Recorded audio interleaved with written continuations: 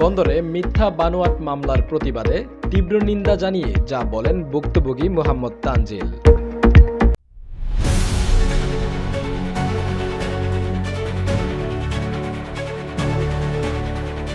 মামলার আসামি হয়েও প্রশাসনের নাকের ডগায় বন্দরে নিয়াজউদ্দিন নামটি বহুরূপী আতঙ্কের নাম জনসম্মুখে ফুটে উঠেছে।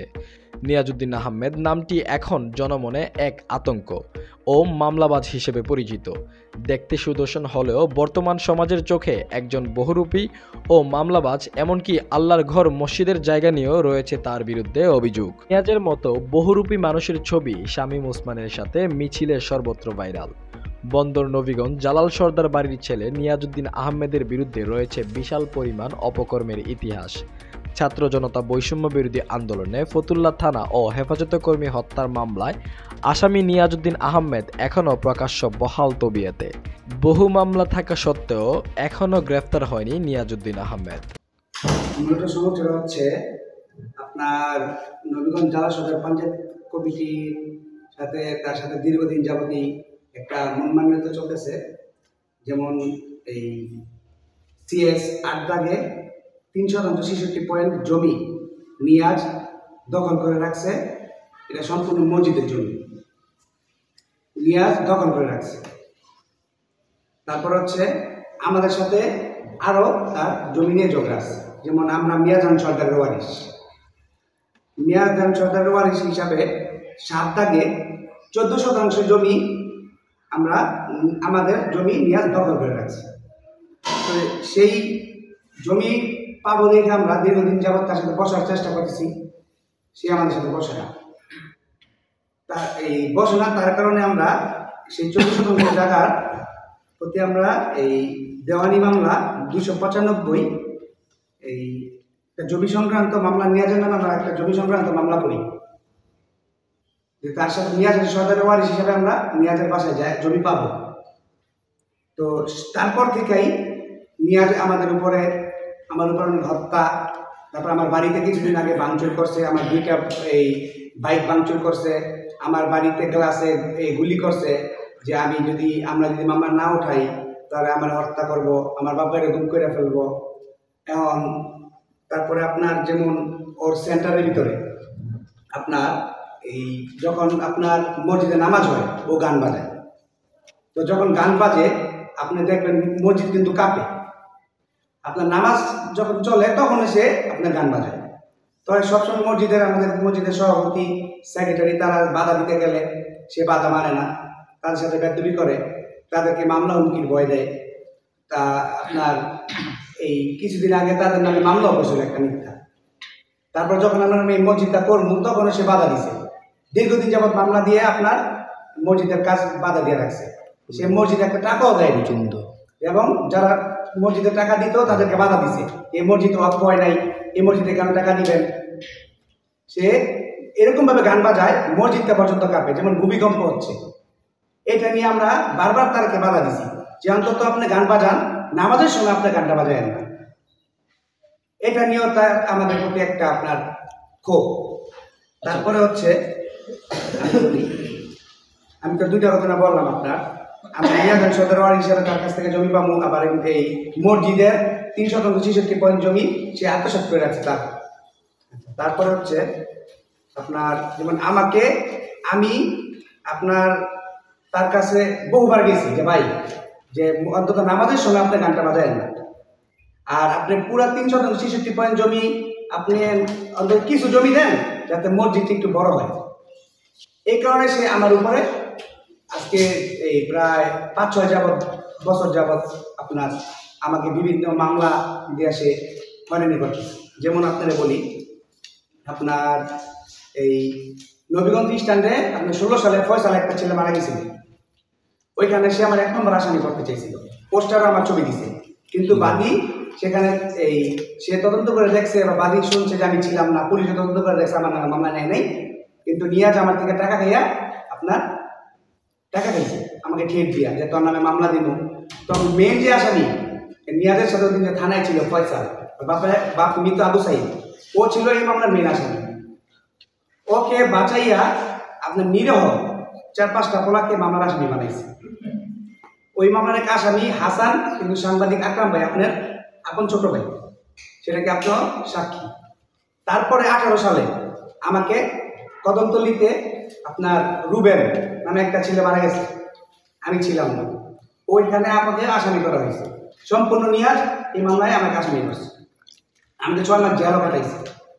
তারপরে বাদীর সাথে মিলে আমার ফ্যামিলি থেকে 10 লক্ষ টাকা দিয়েছে। পরে পুলিশ তদন্ত করে আমার নাম চার্জশিট থেকে কেটে দিছে। তারপরে আপনার যেমন কামাল উদ্দিন সর্দার এই নিয়ার যে কমিউনিটি সেন্টারটা করছে, এই কমিউনিটি সেন্টারের মালিক কে? এই কমিউনিটি সেন্টারের জমির মালিক হচ্ছে কামাল উদ্দিন সর্দার। তাদেরকেও তারা এই উৎক্ষেপ করে এই কমিউনিটি সেন্টার কিন্তু বানাইছে, এটা আপনারা সবাই জানেন। তারা এই জমি তাদের কাছ থেকে চাইতে যাওয়ার পর কামাল উদ্দিন সর্দারের 3 ছেলেকে এক একজনকে 5 বছর 7 বছর করে নিয়ে মিথ্যা মামলায় জেল খাটিয়েছে। ও একটা সম্পূর্ণ মামলাবাজ। আর যেদিনকে আপনার আরেকটা কথা, এই প্রশাসন 25 তারিখে শুনলাম অভিযোগ হয়েছে, 26 তারিখে কিভাবে মামলা হয়? একদিনে কি তদন্ত করে এরকম একটা গ্রাউন্ডস দিয়ে যে আমি নাকি অস্ত্র ছুড়ছি, এই আমার বাবা একটা মুরব্বী মানুষ, সেও নাকি তাকে মারছে। তো সে থানার ভিতরে ভিডিও করছে, এই আপনার এই বলছে, এই মন্তব্য করছে সিসি ক্যামেরা আছে। তো সে সিসি ক্যামেরা প্রকাশ করে না কেন? আমি ছিলাম বা আমার বাবা ছিল বা এহসান চেয়ারম্যান তো এখন চিনি তো আর এলাকায় নেই, তাকে 1 নম্বর আসামি কিভাবে বানাইল? আর আমি তো ঘটনায় যদি থাকি সিসি ক্যামেরা দেখতে বললো, আমার নাম বললো, আমাকে বললো মাদক ব্যবসায়ী। আমি তো ভাই মাদক ব্যবসায়ী না, আমি তো ভাই ব্যবসা করি, আমার তো একটা পরিচয় আছে। আমি বাংলাদেশ নারায়ণগঞ্জ এই বাংলাদেশ ইয়ান মার্চেন্টের সদস্য, আমার সুতার ব্যবসা আছে, আমার সুতার গদি আছে, আমি চেম্বার অফ কমার্সের সদস্য। আর নিয়াজ একটা কমিউনিটি সেন্টারের মালিক, সে কামাল উদ্দিন সর্দারের জমি তাদের বাড়িঘর উৎক্ষেপ করে কমিউনিটি সেন্টার বানাইছে। সে এত কোটি টাকার মালিক কোথা থেকে হইল? এত জায়গার মালিক কোথা থেকে হইল? সে এত বাংলো বানাইছে পিছনে। তারপর আরেকটা এখানে কথা আছে, সে আপনার এই অবৈধ মেয়ে নিয়ে আসে বাসায়, আমাদের পঞ্চায়েতের লোকজন বাধা দিলে সে তার বাধা মানে না। এই কারণে সে এই আমাদের পঞ্চায়েতের 3-4টা মুরব্বীকে সে থ্রেট করছে। তারপরে কয়েকটা মামলার ভিতরে পর্যন্ত ফাঁসাইছে, প্রতিটা ডকুমেন্টস আমি আপনাদেরকে দেখাতে পারবো। তারপরে হচ্ছে মাদক ব্যবসায়ী সুজন, ওর গাড়ি আপনার ও যখন ডাকাতি করতে আসছিল মাদক সহ আপনার এই বিএনপির লোকজন, জাকির খানের লোকজন আপনার আটকাইছে আমাদের নবীগঞ্জ কামাল উদ্দিনের মোড়ে। তখন ওই নাসিম ওসমান সেতুর সামনে তার গাড়িটা নিয়ে গেছে। তখন এই আসামি সুজি 7 জন সেনাবাহিনীর কাছে দিয়ে দিছে। এই আপনার এই জনতা, ছাত্র সমাজ সবাই মিলে গাড়িটা পোড়াই দিছে। এটা সব আপনারা দেখছেন, গণমাধ্যমে আইছে। এই মামলার আসামি আমার করা হয়েছে, আমি নাকি গাড়ি ভাড়া করছি, আমি নাকি আপনার গাড়ি পোড়াইছি, এটা সম্পূর্ণ নিয়াজ করাইছে একমাত্র মসজিদের জন্য। এই মসজিদের জন্য আমি নিজেও 20-30 লাখ টাকা ডোনেশন করে দিয়েছি। নেওয়াজের খুঁটির জোর কোথায়?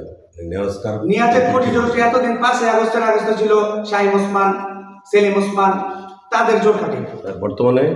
বর্তমানে সে কিছুদিন আগে আপনার আপনার শাখাওয়াত ভাই, টিপু ভাই, তাদেরকে নবীগঞ্জে শোডাউন দিছে।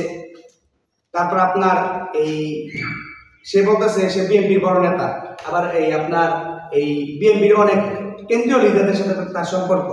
তার নাম একাধিক মার্ডার মামলা।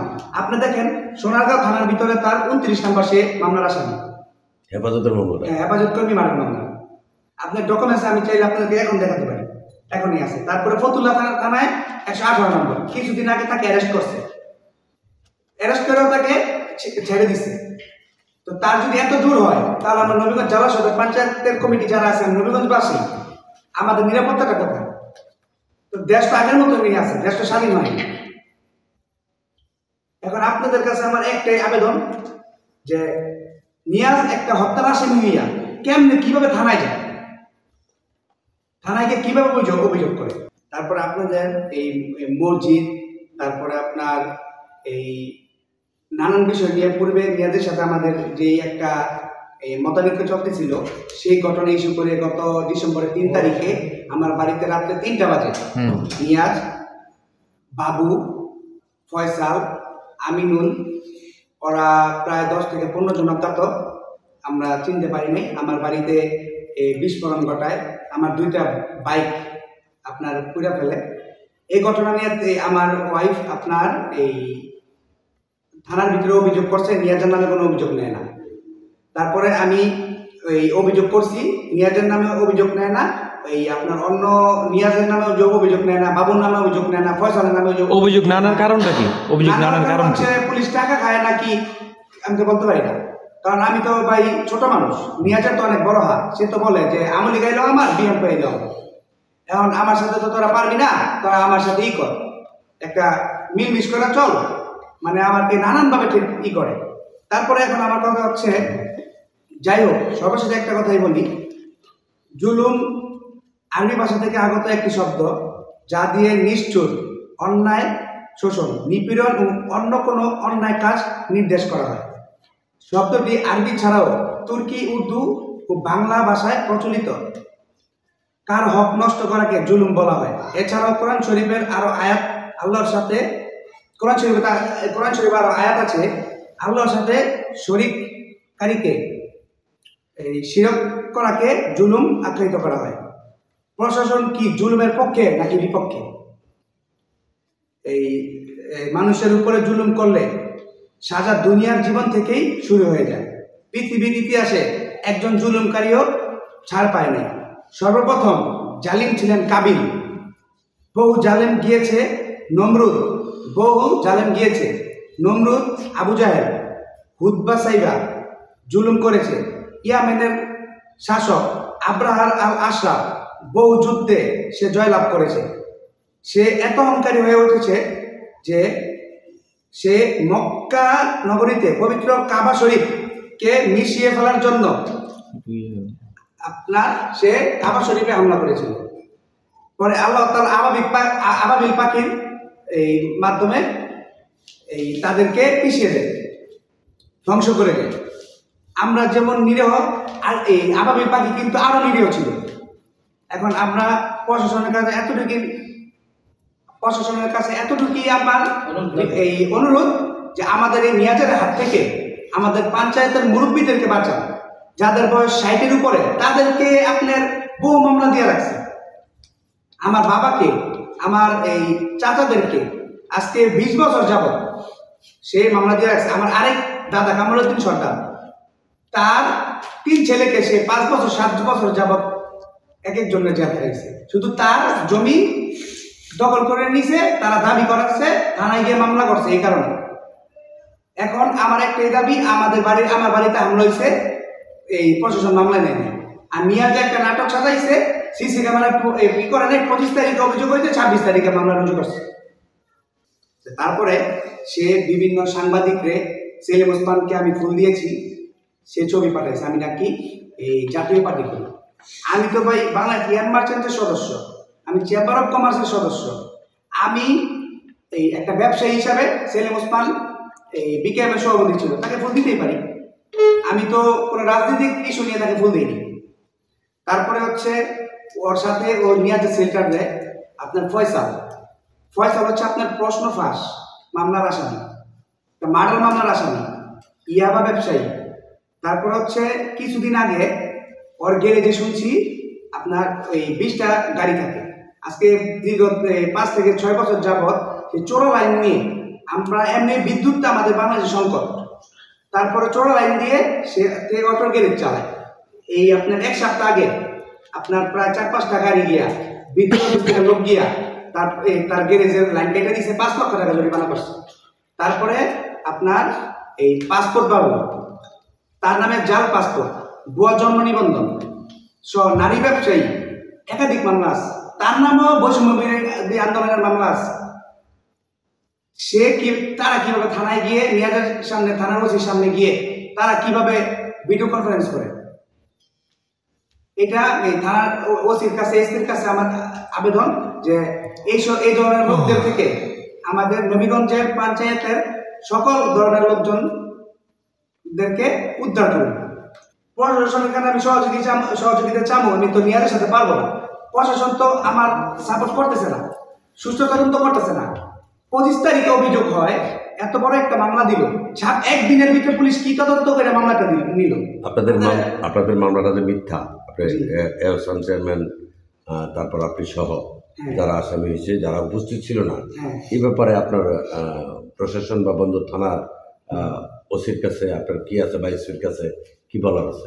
কি চাপ? এতটুকু একটা বলা আছে যে এটা সুস্থ তদন্ত করে কারা ঘটনা করছে আর কি নিয়ে আর নিয়াজ কিরকম লোক, সেই তদন্ত করে মামলাটা তারা রুজু করতো বা নিত। আপনারা এতটুকুই বোঝেন 25 তারিখে রাতে অভিযোগ হয়েছে, 26 তারিখে মামলাটা রুজু হয়েছে। এখানে এহসান চেয়ারম্যান কোনো এজাহারে ছিল না, অভিযোগে ছিল না।